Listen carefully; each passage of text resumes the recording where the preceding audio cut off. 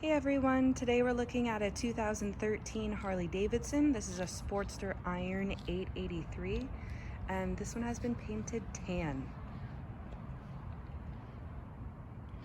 Cool two-tone wheels,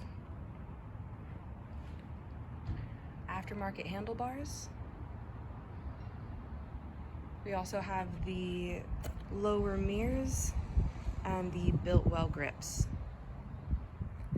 Now the color of this tank is really cool. It's mostly tan, but as you move around it, it kind of changes colors in the sun. It's a good color. We have a nice big intake, and we also have a gallop exhaust.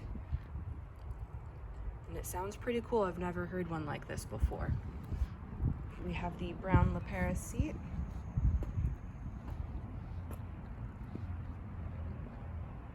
And the dash on this is actually mounted on the left-hand side, which is a pretty cool feature too. It cleans up the handlebars.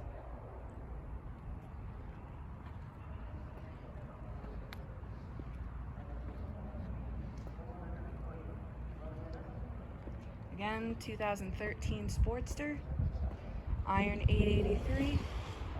We are open 6 days a week for test rides. Come check it out.